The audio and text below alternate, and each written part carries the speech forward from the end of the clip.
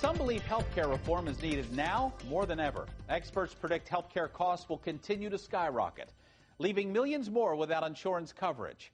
Frank Fraboni reports on the cost of doing nothing.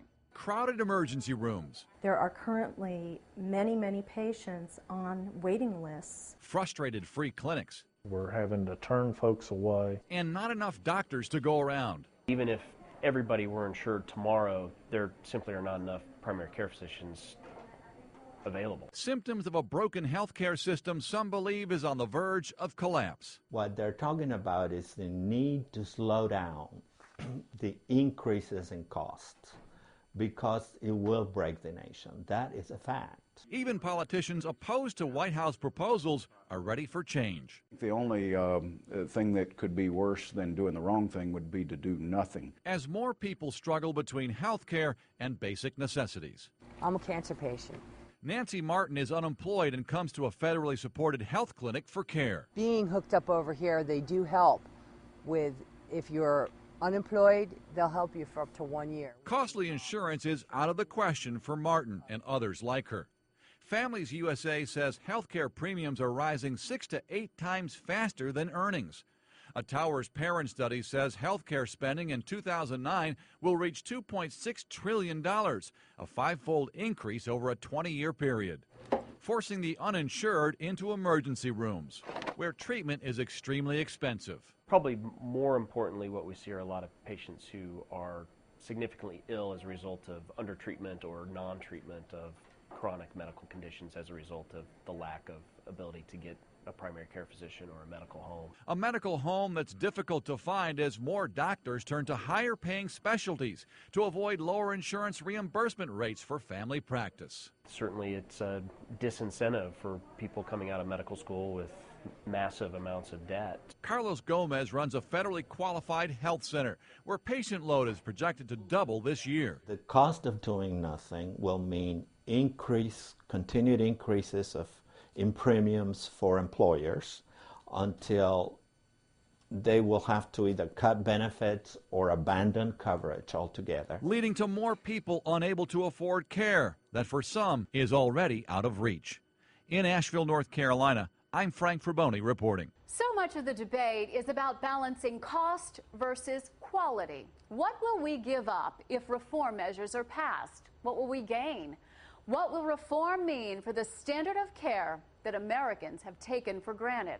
It is a beacon of medical care for the rest of the world. I think most people will agree that the quality of health care in America is probably the best in the world. The insurance companies... Maryland State Senator Andy Harris is both politician and physician, an anesthesiologist at Johns Hopkins Hospital in Baltimore. I take care of patients who come from all over the world to come get their health care here in the United States. We don't have a whole lot of people who leave the United States to get their health care elsewhere. But the reform plan making its way through Congress has brought dire predictions about what would happen to the quality of care we've come to expect. The whole thing has become completely distorted, and now we're trying to distort it even more. Or if we change... Dr. Ben Carson is a world-renowned pediatric neurosurgeon at Johns Hopkins, concerned about what a government-run public option would do. Just look, he says, at our neighbor to the north. See how long people have to wait. There's very long waiting periods. Why do you think so many people from Canada come here when they have a problem? Long waits and rationing of care, which critics say already happens here when the government cuts the programs it already does run, Medicaid and Medicare. The government has a record of doing that when they run out of money. So if we have a government option or a public option in the final plan, that's what's going to happen. Another shining star of the American healthcare system, the Mayo Clinic, says the real losers of the legislation will be the citizens of the United States. The legislation missed the opportunity to help create higher quality, more affordable health care for patients. But on the other side, the American Medical Association supports the proposed legislation, which it calls meaningful health system reform. And some doctors say the legislation just doesn't go far enough. We do have good doctors, we have great hospitals, but those are only available to people who can afford them. We both trained here in Maryland. Baltimore pediatrician Dr. Margaret Flowers left her practice to fight full-time for a national health care system. This YouTube video shows her getting arrested earlier this year when she pushed a Senate committee to consider a government-run single-payer system. Everybody who has a Medicare card chooses their doctor. The doctor and the patients make the medical decisions. It's done in a cost-effective manner. And if we expanded that to everybody and improved it, we could actually create something that works. Only make a dent. But Dr. Carson can't help thinking about a conversation he had recently with a group of German doctors, troubled, they said, to see where the United States might be headed. They said, because you guys have always been the inventors and the people who bring out new things and the people that we aspire to be like. And if you become like us, well, where's the beacon on the hill?